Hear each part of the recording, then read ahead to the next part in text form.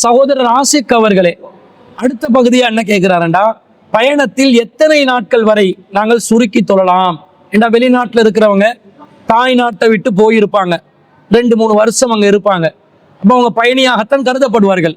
அந்த பயணியாக இருக்கிற நேரம் எல்லாம் கசரு செய்து தொழுவதா, அல்லது நாங்க இயற்கையான முறையில அசலான முறையில் உள்ள அந்த தொழுகையுடைய எண்ணிக்கைகளை தொழுவதா என்ற சந்தேகம் பலருக்கும் எழலாம். ஆனா மார்க்கத்துடைய அடிப்படை என்னடா, பயணத்தில் இருப்பவர் கசர் செய்து தொழலாம் என்று அல்லாஹ் குர்ஆன்ல சொல்லிட்டார். 4வது அத்தியாயத்துல 101வது வசனத்துல, வைதா லரபுத்தும் ஃபில் அர்லி, நீங்கள் பூமியிலே பயணம் மேற்கொண்டால், ஃபலைஸ அலைக்கும் ஜுனாஹுன், உங்கள் மீது குற்றம் இல்லை, அன் தக்ஸுரு மினஸ் ஸலாத்தி, தொழுகையை சுருக்கிக் கொள்வது உங்கள் மீது குற்றம் இல்லை என்று அல்லாஹ் சொல்லிவிட்டார். எனவே பயணத்தில் இருப்பவர் தொழுகையை சுருக்கிக் கொள்ளலாம் என்று அல்லாஹ் சொன்ன பிறகு, நாட்களில் வரையறை செய்வதாக இருந்தால் அந்த வரையறை என்பதை அல்லாஹ்வும் அல்லாஹ்வுடைய தூதரும் நியமித்திருக்க வேண்டும். அப்படி ஏதாவது வரையறைகள் வந்திருக்குதான்னு கேட்டா மார்க்கத்தில் அப்படி எந்த வரையறையும் வரல. இத்தனை நாட்கள் பயணம் செய்தால், இத்தனை நாட்கள் நீங்கள் வெளியூரில் தங்கினால் தொழுகையை சுருக்கிக் கொள்ளலாம், அதற்கு பிறகு நீங்கள் தொழுகையை சுருக்கிக் கொள்வதற்கு தடை இருக்கிறது என்று அல்லாஹ் குர்ஆனிலும் சொல்லவில்லை. நபிகள் நாயகம் ஸல்லல்லாஹு அலைஹி வஸல்லம் அவர்கள் ஹதீஸ்லயும் சொல்லல. அப்ப நாங்க இதை எப்படி புரிஞ்சு கொள்ளணும்? பயணத்துல இருந்தா கசர் செய்யலாம் என்றுதான் புரிந்து கொள்ள வேண்டும். ஆனா ஒரு சில பேர் என்ன செய்வாங்கண்டா, ஒரு ஹதீஸை காட்டி 19 நாட்கள் மட்டும்தான் நாங்கள் கசர் செய்து கொள்ளலாம், பயணத்தில் இருந்தாலும் நாங்க வெளியூருக்கு சென்றிருந்தாலும் 19 நாட்கள் மட்டும்தான் என்ன செய்யலாம், கசர் செய்யலாம், அதை தாண்டி நாங்க சாதாரணமா தான் தொழணும், முழு தொழுகையை தொழணும், இயற்கையான அந்த தொழுகையோட எண்ணிக்கையை தொழணும் என்பதற்கு சஹீஹுல் புகாரியில 1080வது ஹதீஸை ஆதாரமா காட்டுவாங்க. அந்த ஹதீஸ்ல என்ன வருது? அகாமன் நபியு ஸல்லல்லாஹு அலைஹி வஸல்லம் 19 யக்ஸுரு, நபிகள் நாயகம் ஸல்லல்லாஹு அலைஹி வஸல்லம் அவர்கள் மக்காவிலே 19 நாட்கள் தொழுதார்கள், கஸ்ர் செய்து தொழுதார்கள் என்று ஒரு செய்தி வருது. அப்ப இந்த செய்தியை வச்சு 19 நாள் மக்கால ரசூலா இருந்தாங்க, 19 நாள் தான் கஸ்ர் செஞ்சாங்க. அந்த செய்தியில் அடுத்த பகுதியில் வருது, ஃபனஹ்னு, அப்துல்லா இப்னு அப்பாஸ் ரலியல்லாஹு அன்ஹு சொல்றாங்க, ஃபனஹ்னு, நாங்கள், இதா சாஃபர்னா, பயணத்தில் இருந்தால், 19 கஸர்னா, 19 நாள் தான் சுருக்கி தொழுவோம், வஇன் ஸித்னா அத்மம்னா, நாங்கள் அதற்கு அதிகமாக இருந்தால் முழுமைப்படுத்திக் கொள்வோம் என்று அப்துல்லா இப்னு அப்பாஸ் ரலியல்லாஹு அன்ஹு சொல்றாங்க. இதை வச்சு 19 நாள் தானே ரசூலா மக்கால தங்கினாங்க, அப்ப 19 நாள் தானே சுருக்கினாங்க, நாங்க 19 நாளை தாண்டினா நாங்க முழுமையான தொழுகையை தான் தொழுவோம், அப்துல்லா இப்னு அப்பாஸ் ரலியல்லாஹு அன்ஹு அப்படிதான் சொல்றாங்க என்று சொல்லி இதை ஆதாரமா காட்டி 19 நாட்கள் தான் சுருக்கி தொழலாம், 20வது நாள் நீங்க வளமையான தொழுகையை தொழுது கொள்ளணும் என்று சொல்வார்கள். இந்த கருத்து ஏற்புடைய ஒரு கருத்து இல்லை. இந்த ஹதீஸ் சஹீஹான ஹதீஸ், ஆனா இதை புரிந்து கொண்ட விதத்தில் தவறு இருக்கிறது. இந்த ஹதீஸ்ல ரசூல்லா சம்பந்தப்பட்ட இடம் எது? ஹதீஸ்ல முதல் பகுதியில தான் சம்பந்தப்படுறாங்க. அகாமன் நபியு ஸல்லல்லாஹு அலைஹி வஸல்லம் 19 யக்ஸுரு, ரசூல்லா 19 நாட்கள் சுருக்கி தொழுதார்கள் என்று வருது. ரசூல்லா நீண்ட நாள் பயணம் செய்திருந்தால் அது மதீனால இருந்து மக்காக்கு வந்த பயணம் தான். 19 நாட்கள் ரசூல்லா மக்கால தங்கினாங்க, 19 நாளும் நபி ஸல்லல்லாஹு அலைஹி வஸல்லம் அவர்கள் கஸ்ர் செய்துதான் தொழுதிருக்கிறார்கள். ரசூல்லா மக்கால தங்கின மொத்த நாட்களுமே கஸ்ர் செய்துதான் தொழுதிருக்கிறார்கள்.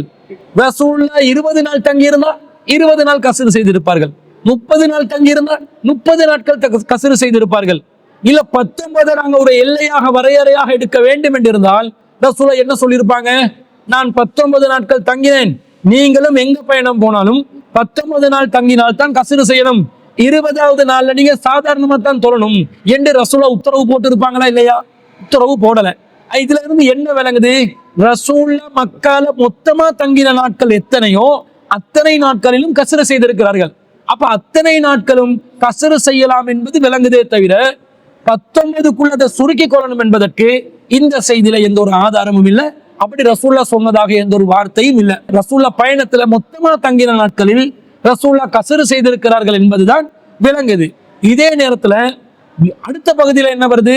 அப்துல்லா இப்னு அப்பாஸ் ரலியல்லாஹு அன்ஹு சொல்றாங்க, நாங்க ஒரு பயணம் போனா 19 நாட்கள் கஸ்ர் செய்வோம், அதற்கு அதிகமாக நாங்கள் தங்கினால் முழுமையா தொழுவோம் என்றாங்க. இதுல ரசூல் ஸல்லல்லாஹு அலைஹி வஸல்லம் அவர் தொடர்பு படுத்தி சொல்கிறாரா? இல்ல.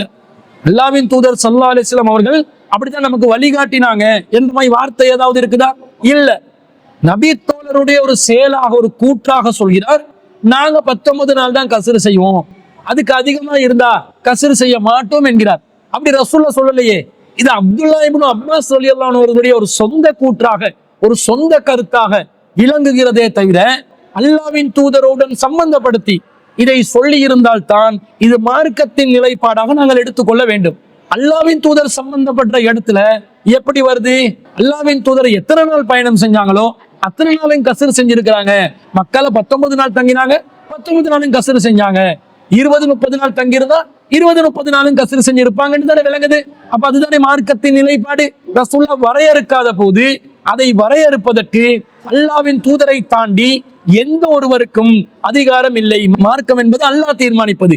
அப்ப அல்லாஹ் மார்க்கத்தை சொல்லியிருக்கணும், அல்லது அல்லாஹ்வின் தூதரோடாக அந்த மார்க்கத்தை சொல்லியிருக்கணும். இதை தாண்டி ஒரு நபி தோழர் மார்க்கத்தில் ஒரு அம்சத்தை வரையறுப்பதாக இருந்தால் அது வஹீன் அடிப்படையில் சொன்னது அல்ல, அந்த நபி தோழருடைய தனிப்பட்ட கூற்றாகத்தான் வருகிறது என்ற அடிப்படையில் அதை நாங்கள் சட்டமாக எடுத்துக்கொள்வதற்கு அவசியம் இல்லை. அப்ப எத்தனை நாள் தங்கினாலும் கஸ்ர் செய்து கொள்ளலாம் என்பதுதான் நமக்கு இந்த ஹதீஸ்ல இருந்து விளங்கக்கூடிய சட்டமாக இருக்கிறது. அப்ப வெளிநாட்டுக்கு நீங்க 2 வருஷம் போனாலும் 2 வருஷமும் நீங்கள் கஸ்ர் செய்து தொழுதால் யாரும் அதை குற்றம் பிடிக்க முடியாது. ஆனா பொதுவான ஒரு விதிமுறை இது. என்ன விதிமுறை? இந்த செய்தி நசாயில 1456வது செய்தியா வருது. நபிகள் நாயகம் ஸல்லல்லாஹு அலைஹி வஸல்லம் அவங்க மக்காவுக்கு போறாங்க தானே.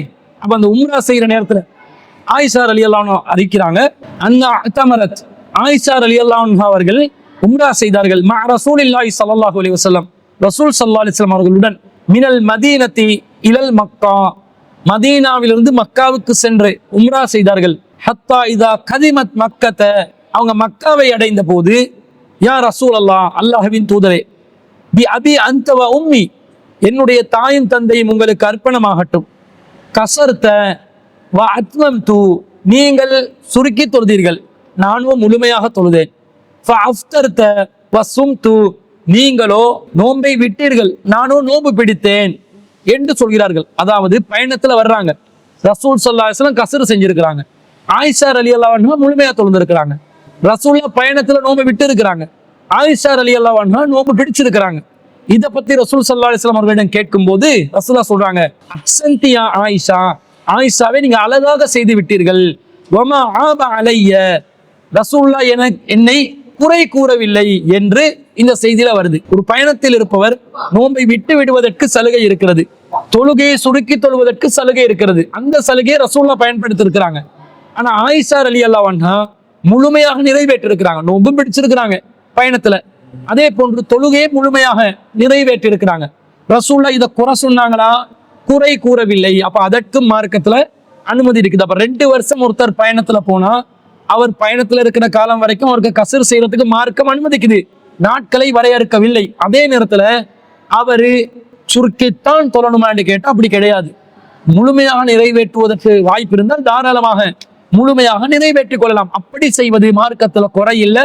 எனவே அந்த சகோதரர்கள் தங்களுக்கு கடும் பிஸியா இருக்கிற நேரங்கள்ல சுருக்கி தொல்ற சலுகையை பயன்படுத்திக் கொள்ளலாம், சேர்த்து தொல்ற சலுகையை பயன்படுத்திக் கொள்ளலாம்.